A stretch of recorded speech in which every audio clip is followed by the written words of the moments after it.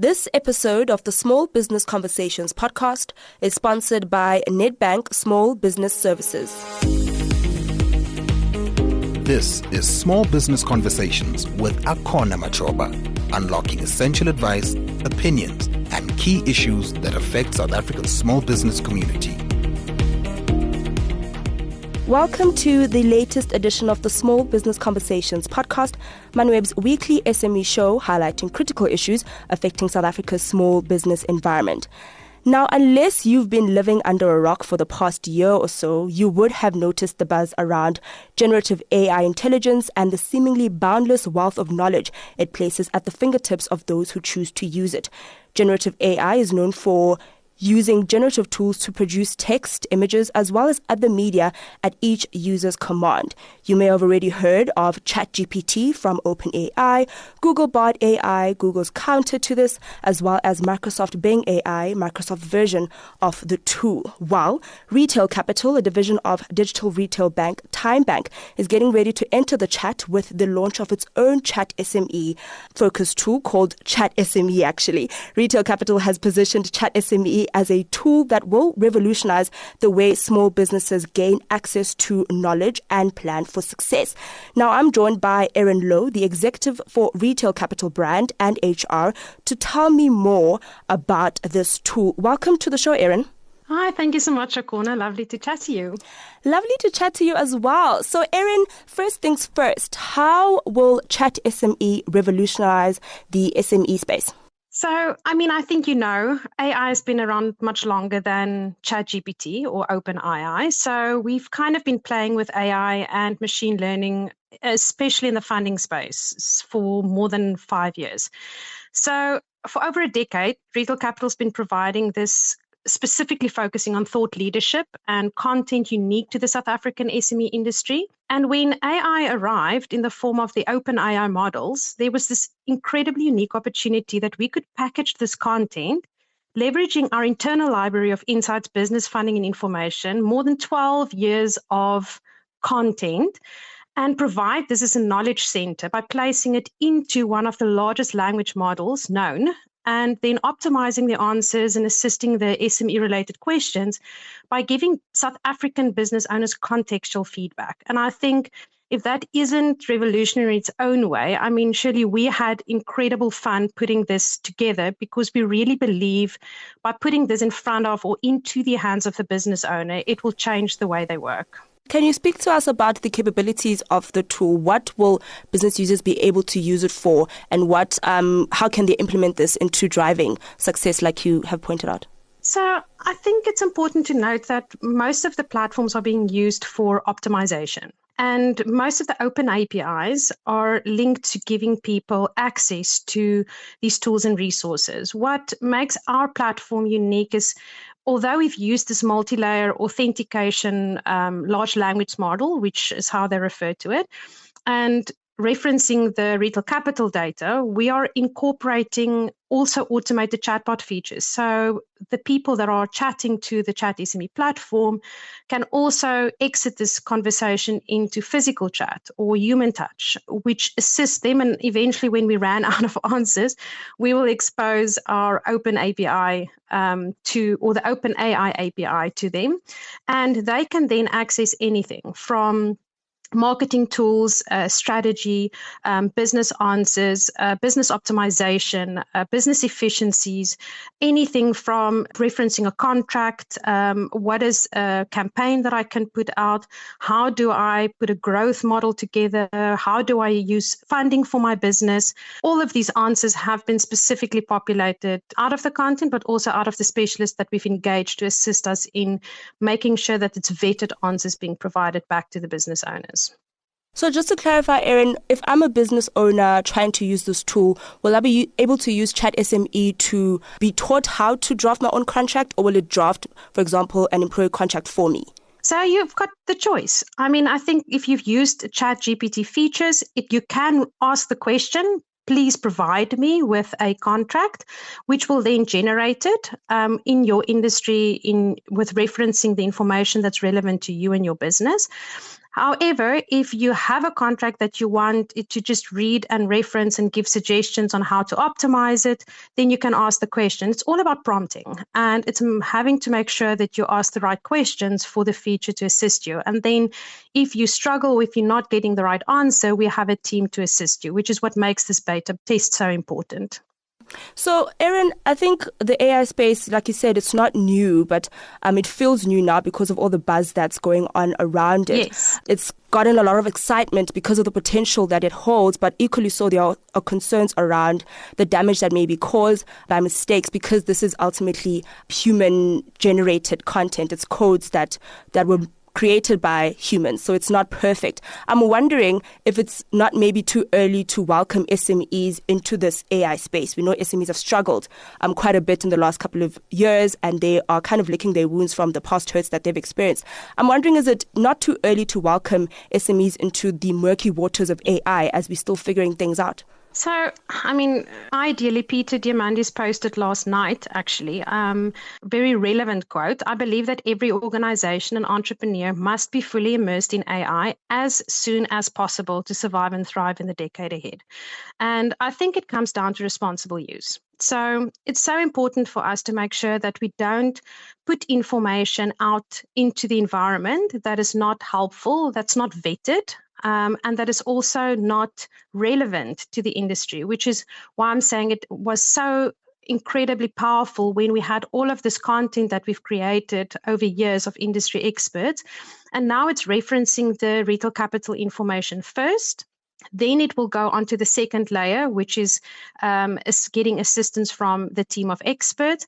And then it only allows additional information to come through from the OpenAI environment, which the team vets. It's so important to also go through this process iteratively. So we've done extensive testing internally over the last 2 months. We're now creating a test beta group to make sure that we can address all of the questions, whether it is what bait should I be using when I go fishing to write a business plan for my restaurant, and making sure that the content and the responses that we are putting out into the system, we are comfortable with, and then learning through that process. And the data, just to clarify, where is that coming from? Where are you pulling the data that's going to help these SMEs? So if you go and you look at, I'm not going to start a bit of techie talk for a very non-techie person, so you're going to have to bear with me. No problem. Our team is using a technique called RAG, and that stands for Retrieval Augmented Generation, which means that we use the tech stack of OpenAI, which is the API, the LLM API, and we talk about large language model API. And then we are cross-referencing that with Chroma, which is a vector database. So what this is essentially meaning in layman's terms, we are automating the process of extracting the information of a large data set, which is now the OpenAI API, and then we are generating accurate and curated answers to the questions that we are getting. And all of this is stored in a warehouse that is behind the Heroku platform, which, if anybody that's familiar in that space, is specifically designed with very strong security. It's a security platform, essentially, to also make sure that the questions and the scripts that are being pulled into the language model, we are not pushing back into the OpenAI environment. So we have ring-fenced it, and we are receiving this content, and it's like a one-way street. So we're only letting information in, and we're not pushing any information out. And we are using that closed loop referencing specifically for business owners who have those concerns about their intellectual property, about their specific content, and we're not storing it against a specific identity. So we've anonymized it. And the whole purpose of this is just to allow the platform to learn and provide good answers versus trying to attribute specific questions and answers to specific identities. So it's completely anonymized, completely, I would say, broken up from the OpenAI models, or the ChatGPT model, as you would know. And therefore, the protection of customer data through that whole digital deployment is incredibly important to us. And also with regards to the uptime, it just helps us to not have interruptions in the customer chat interactions. And lastly, I think one of the key things that's so important for us is it has to be regulated. We definitely believe that the space needs to be regulated. We need to ensure that the AI technologies are built to support the SMEs, and we have to play a role in that. And we as Retail Capital saw us as thought leaders in the industry. If we are not going to start this journey, we're going to end up with SMEs who need this technology the most, again, being underserved, whether it's because of accessibility or because of the fears of their personal information getting absorbed into large language models. And we wanted to do it in a way that is responsible without stifling the journey of innovation. I think the point on regulation is interesting, and with regulation, obviously, there comes gatekeeping. And I'm just wondering here how this ChatSME tool is going to ensure that the tool is aware of the diverseness of our business landscape in South Africa. We have a very diverse informal, formal economy, businesses participating, doing different things in different sectors and serving different audiences. And I just wonder how the gatekeeping aspect would help or operate to ensure that the entire map of the pool of SMEs in South Africa are served correctly and are given what they need. Sure. So, I suppose I can tap into that by saying that we've realized that as much as the landscape is incredibly diverse, all entrepreneurs share one thing: they really want to grow their businesses. And we've seen that irrespective, over 45,000 businesses we've been dealing with very closely. We've seen that there is a lot of life experiences and business experiences that are synonymous. And we want to be sure that we address those first and foremost and really help them through that journey. But as I mentioned earlier, this is an iterative process, and this is about learning. So now that we've done the internal testing, we've got the beta user group, we've now got over 200 business owners that's taking part in this beta test group. And we are going to, I'm surely they're very excited and eager to try and beat our human bots and our chat bots with a unique prompt. But it is important for us to learn out of that exercise and start providing and learning what is the key touch points and the key information pieces that business owners need assistance with so that we can keep growing with them on this journey. Erin, you're right. A lot of businesses have the same kind of goal, which is growth, and they all want to see their businesses reach the next level and make it past the milestones that mark business success. But I'm wondering if we're all using ChatSME, let's say, for instance, to create a business model or contract or whatnot. What is your thoughts on AI and the impact it has on the identity of an SME? We know that in business, we celebrate uniqueness, innovation.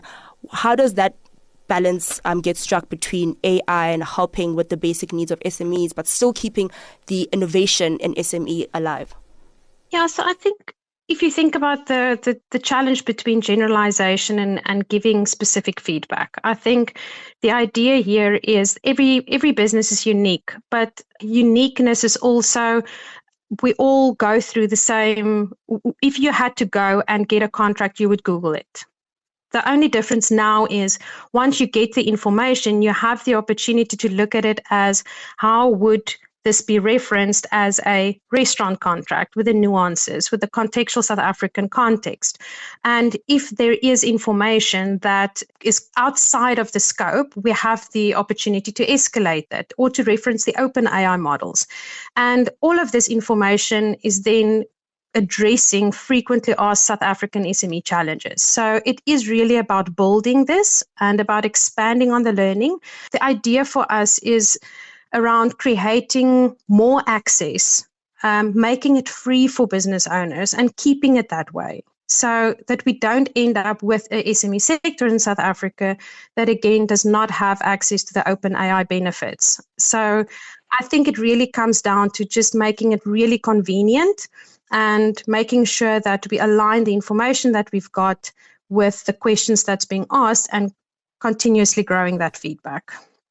Okay, Erin, lastly, just on how we know that the ChatSME tool is working, how are you testing and seeing if it's achieving the goals that Retail Capital has set out?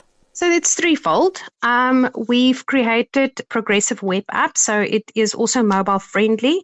And in each of the features, we start first out by sharing the link to the beta group, which will consist of focus groups giving us feedback. We also give ratings against each of the responses. And then we look at how many of the responses the recipients have been happy with. As soon as we get to that as a 95% efficiency rate, we will be publishing that content back into the learning model so that it keeps learning from itself. And it's only the vetted information that we are then ingesting or that we are embedding in our learning model. And we're also putting training behind it. So the agents that are currently dealing with business queries and business questions, we can now at a much quicker rate give that information back into the system, but also we can escalate that. So if we have learnings or if we have feedback or content that is being published in the language model that we are not comfortable or that the user is not happy with, we then have the opportunity to reference and reiterate and then make the model smarter over a period of time. And when can people make use of this tool and where can they find it? So, as a matter of fact, over the last 2 days, we've just created unique anonymized links, which will be shared with the focus group or the beta test group. And they are the first stage. So we will then go into testing, as I mentioned, until we get to the 95% confidence rating, or that we are happy that the users are happy that the information they're getting is really helping their businesses. And then we will release that into the market. So that will then be the second tier. And then all of the users that are coming through, we will have workshops with for another 3-month period before we open it up indefinitely. But the team that are sitting behind that and working on the language model is dedicated to that and is part of our support teams within the Retail Capital and Time Bank business. Okay, and just to be clear, the official launch date, is that still this year or? No, that the official launch date to the open market will be within this year. So as I mentioned, we will get probably through another month of beta testing and then an additional 3 months of ring fence testing, which means that is very specifically geared towards identified individuals that we would like to come onto the platform, which means that we will be looking at this within the next maximum 4 months that this will be released. Well, there you have it, Erin Lowe of Retail Capital telling us about the ChatSME tool and what it looks to offer SMEs to make the entrepreneurship journey much easier. Thank you for joining me on the pod, Erin. Thank you so much. This episode of the Small Business Conversations podcast was sponsored by Nedbank Small Business Services. If you enjoyed this episode, please download the Small Business Conversations podcast on all digital platforms and do not forget to share our episodes. If you want to contribute to the conversation, you can tweet me at matroba_a or you can email us at smepodcast@moneyweb.co.za to share your thoughts and suggestions for future conversations. Until next time, goodbye and thank you. You've been listening to Small Business Conversations with Akona Machoba. To listen to more Moneyweb podcasts, go to moneyweb.co.za, the Moneyweb app, or your favorite podcast platforms. Moneyweb, your trusted source for business and investment insights.